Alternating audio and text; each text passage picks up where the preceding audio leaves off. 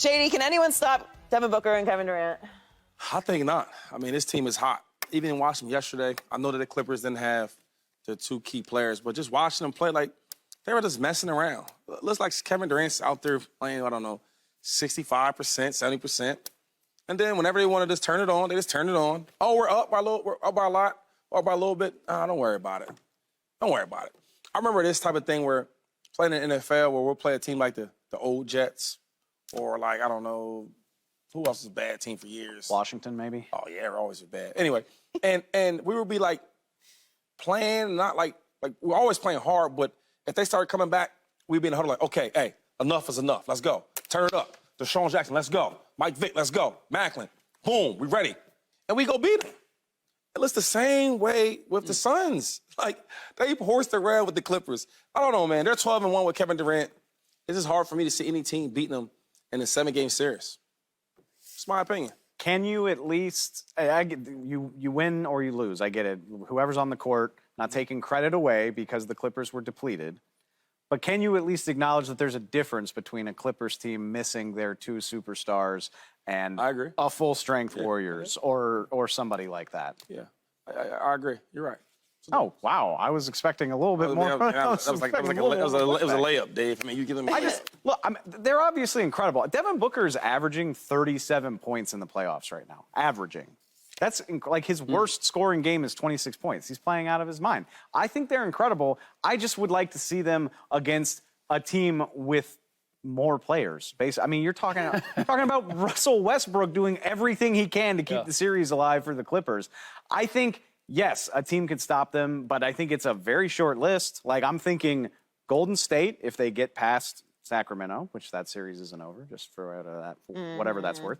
But then everybody else on my list is an Eastern Conference team. Like, Boston, maybe Philadelphia. Like, I don't think any team but Golden State can stop the Suns in the West. The biggest question I want to ask you, Dave, is like, these teams you talk about, like, they got to have two defenders. That's really the problem. You put your best guy on KD, then you put your other guy, your second best defender on Booker. You're going to have 40, 38, 45, 47.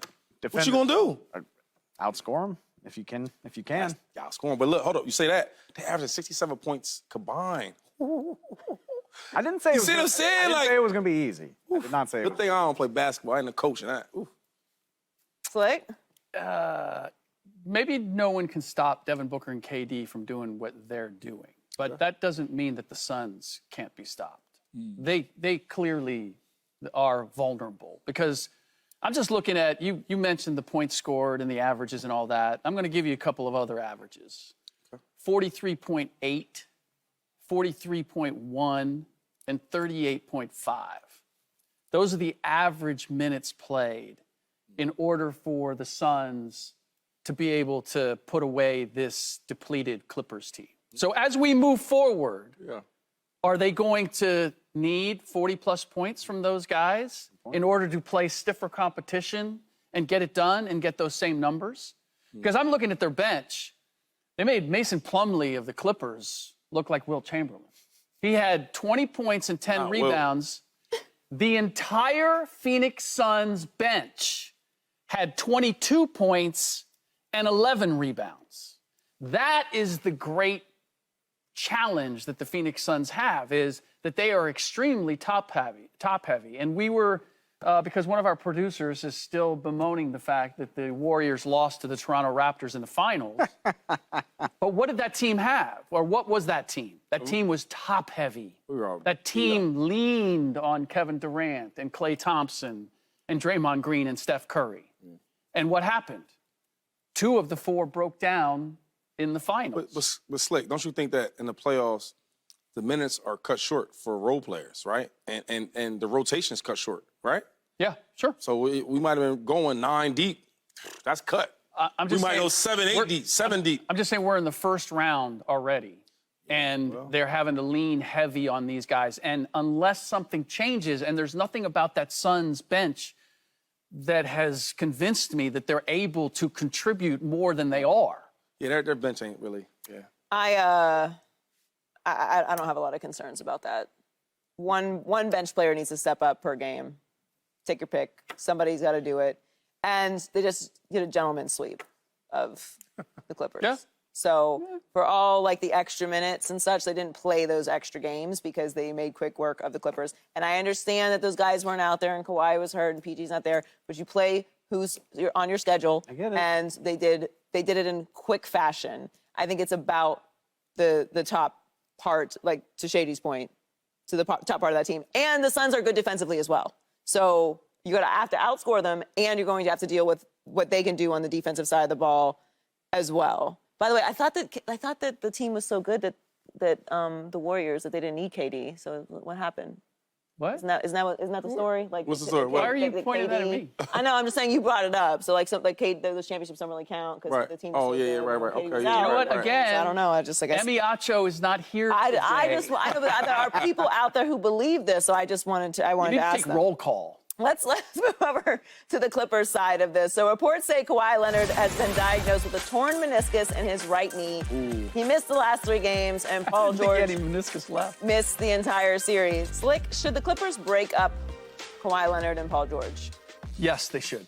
I'm not with blowing it up or convincing someone to retire or any of that crazy stuff. But look, you can't rely on either one of them. And based on what we saw early on in this series, if the Clippers just had one of them, this might have turned out different.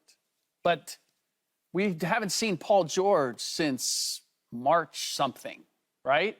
Kawhi Leonard gives you what you saved him for in the first 2 games, and then he's a surprise scratch for game 3, and you don't see him again in the series. Now, there's a business aspect to this.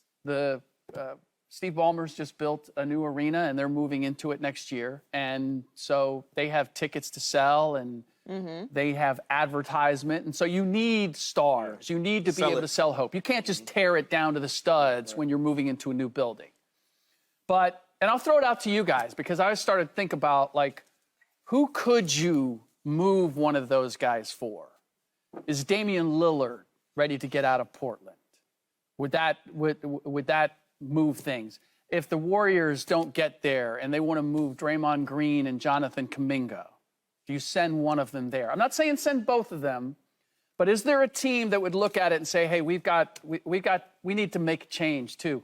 The Bulls, will they send you? Because I'm looking at, just give me some guys that are going to be there consistently, and I might be able to do something different. I mean, there's probably moves that can be made when you're talking about Paul George, but to me, like, Kawhi just can't be relied on anymore. I was going to say, just reached the point where, I mean, sure, like, nothing surprises me in sports when it comes to trades and deals getting done, but Kawhi is not going to be available for a portion of the season. Understood. In perpetuity. This is never going to be different. There is always going to be an issue with Kawhi's body when it comes to availability. That's where we've reached with the Kawhi situation. So I don't know how if you plan on being competitive, that you don't make some sort of move to bolster around the fact that you have to plan for Kawhi not being available at some point. Yeah. I don't know how you do Agreed. it. What do you think? You think they should blow it up? I mean, blow it up? And I think what we're really saying is, Do you make a to move? Joy's point, do you move Paul George? Let's be specific, because moving Kawhi seems would impossible. probably be the greater who's- challenge. Yeah, who's going to? You can't To count your- on to it. your The rest point, of the league to is your aware that you can't count on Kawhi Leonard's health. I mean, they both get hurt, though. Yeah. Paul George gets hurt, too. But I'm saying Paul George probably has more market value. Yeah, I can say that. I think you give him one more shot, right? You're already in bed with him already. You already took a shot on him. You got a new stadium that's been built. You can't freaking sell that with a new rebuild. Who wants to go to that? What are we going to the games for? To watch some new rookies or some new guys? We don't. Can you sell it if Hey, listen. they're not available? All I'm saying is give it one more shot. Yeah. I actually, You went this far. You went this far. I think, and I hate this because somebody once told me hope is not a strategy, and I love that because it's not. It's a great way to make a big mistake. But I think the Clippers' ceiling if Kawhi and PG can keep it together, is higher than whatever it would be with the return they got from something like that. I agree. Yep. Or you just keep one of them. I agree with that. Yeah. I mean, I agree with that. I would rather count on both of them to be healthy. And again, yeah, you're trying to sell tickets. You're trying to get people excited about a new arena. I think all of that sounds better and is, let's be honest, it's easier. It's easier to just hope that they're going to be healthy than whatever you're going to get out of trying to move somebody. Hope is not a strategy. It's not. You also have like doctors, so you can put a little more on that. I hear you though. It's very much a business decision at this point, as much They're as it is they're in a tough basketball spot. decision, because you can't count on them being healthy. Subscribe here to get the latest from Speak, and go watch a few segments from our other shows on FS1.